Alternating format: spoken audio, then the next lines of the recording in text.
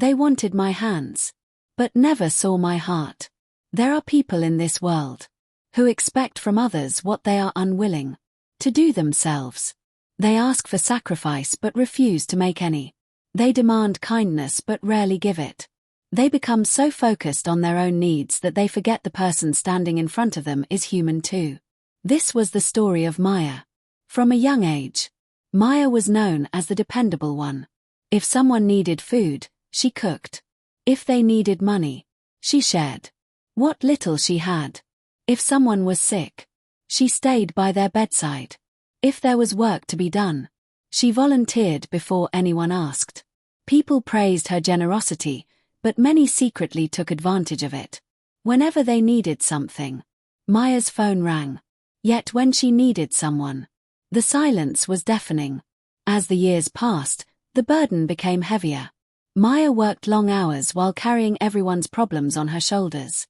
She ignored her own pain because she believed helping others was the right thing to do. Then one day, her body gave up. The doctor told her she needed complete rest. Stress had taken its toll, and continuing at the same pace could make her condition much worse. She thought her family and friends would understand. Instead, the requests continued. Can you cook for us? Can you watch the children? Can you drive me somewhere? Can you lend me some money? When Maya gently explained that she was sick, some became angry. You've changed. You only think about yourself now. We've always counted on you.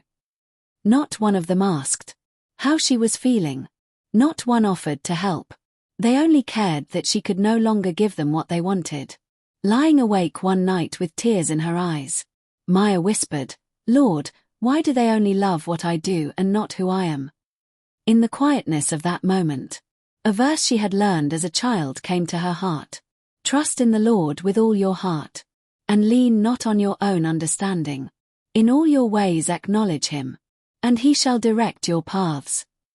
For the first time, Maya realized something important. God had never asked her to carry everyone else's burdens at the expense of destroying herself. Helping others was an act of love. Being used was not. She began saying one simple word that had frightened her for years. No. She said no without guilt. She rested. She prayed. She healed. Some people walked away because they could no longer benefit from her kindness. Their absence hurt at first, but it also revealed the truth. They had loved her service more than they loved her. Then God began sending different people into her life. People who asked, "How are you?" People who brought meals when she was too weak to cook. People who prayed for her instead of placing more burdens on her shoulders. People who understood that love is not measured by what someone gives but by how we care for one another. Maya learned that genuine love serves both ways. Real relationships are built on compassion, not convenience. She discovered that protecting her peace was not selfish. It was wisdom. Someone asked Maya the secret to the peace she carried. She smiled and answered, I stopped trying to meet every expectation and started following God's direction. The people who truly loved me stayed. The ones who only wanted what I could do left. God made room for those who valued my heart. From the day Maya never allowed guilt to control her decisions again. She gave when God led her. She rested when her body needed it. She loved without losing herself. And she finally understood that those who think only of themselves may never appreciate your sacrifices. But God sees every tear, every act of kindness, every sleepless night, and every burden carried in love. People may overlook your worth. God never will.